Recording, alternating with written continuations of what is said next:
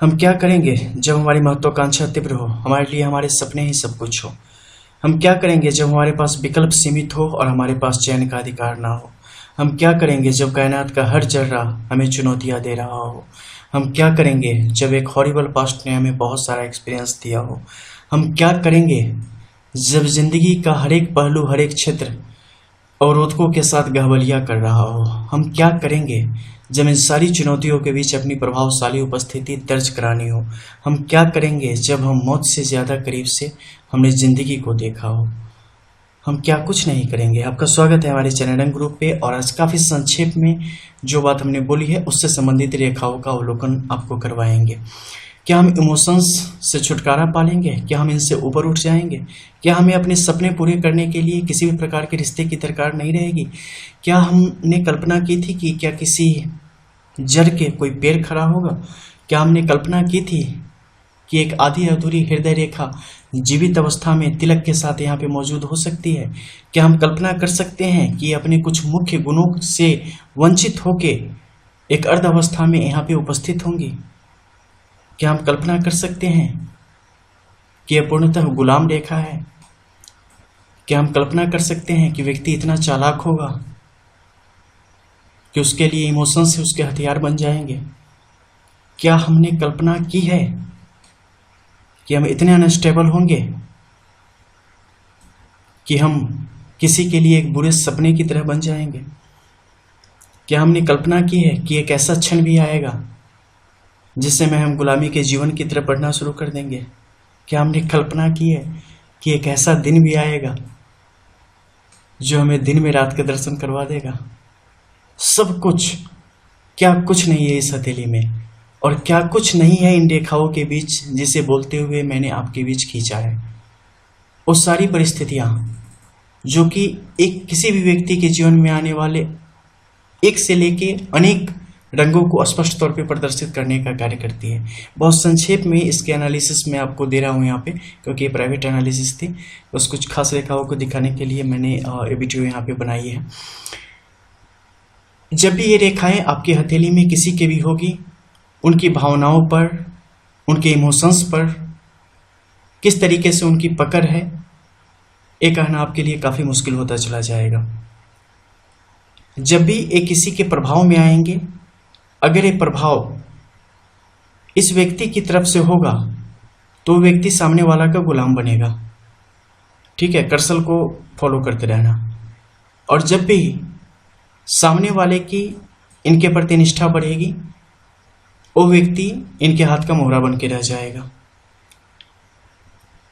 एक कब किस तरीके से रिएक्ट करेंगे और किस तरीके से किस बात को लेंगे, ये कहना हमेशा आपके लिए मुश्किल होता चला जाता है। एक मस्तिष्क रेखा जिसका कोई और छोर नहीं है, प्रथम मंगल से द्वितीय मंगल तक पूरी यात्रा कर रही है, एक ऐसी परिस्थिति को उत्पन्न करने का कार्य करता है जिसमें व्यक्ति पूरे जीवन अपने लिए कुआं खोदता होता है। उसे लगता है कि हर एक चुनौतियों को पार करने के लिए हमने एक बेहतर ब्लूप्रिंट तैयार कर लिया है और उसके अनुसार हम अपने जीवन को आगे की तरफ बढ़ा रहे हैं। ये अपने जीवन में हर वो कॉम्प्रोमाइज करते हैं जो कि कोई सोच भी नहीं सकता, लेकिन क्या उसके बाद भी सफलताएं इनके हाथ लगती है? या ये जो आग यहाँ पे भड़काई गई है महत्वाकांक्षा की, जो सपनों ने भड़काई है, वो ऐसे ही जलाती रहने वाली है? पूर्ण रूप से जब आप सूर्य के इस क्षेत्र पे आएंगे तो ये बताएगी कि किस प्रकार से ये व्यक्ति को हमेशा एक दावानल में जलाने वाली है। एक ऐसी आग जो कि कभी खत्म नहीं होगी। और जब आप शुक्र के क्षेत्र में आएंगे तो पता चलेगा कि वो आग किस प्रकार से यहाँ पे और भी ज़्यादा बढ़ने का कार्य करेगी। जब एक अर्धचंद्र की अवस्था आपके शुक्र के क्षेत्र पे उत्पन्न होती है तो दर्शाती है कि कैसे आप किसी का यूज़ करना शुरू करते हैं, और जब आपका टर्न आता है तो किस प्रकार वो चीज़ें आपको पूरी तरीके से डिस्ट्रॉय कर देने का कार्य करती है। कैसे एक चंद्र का क्षेत्र आपके लिए इतना ज़्यादा बेहतर कार्य करता है जब आप किसी के संपर्क में आते हैं, जब कोई आपको अपनी ज़िंदगी मान लेता है, और किस प्रकार यहाँ पे दूसरे अर्धचंद्र की स्थिति आपको वहाँ से भी निकाल फेंकता है और एक ऐसी दुर्दशा की तरफ लेके चला जाता है जहाँ पे आप मौत से ज़्यादा करीब से ज़िंदगी को जानते हैं और जब कोई जिंदगी को करीब से जानता है ना, तो बस मौत की दुआ मांगता है।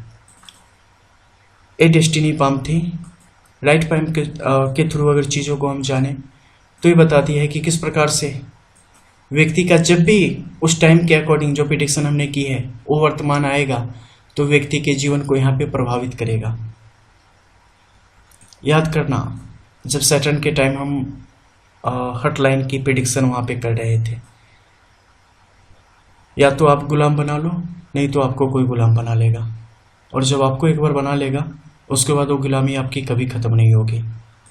निश्चित तौर पे वो आपको शांत सितारों की तरह चमका देगा, लेकिन जब वापस खींचेगा ना, तो ज़मीन पे पड़े कंकड़ से भी बदतर हालत हो जानी है। जो बनाना जानता है ना, वो बिगाड़ना बड़े तरीके से जानता है।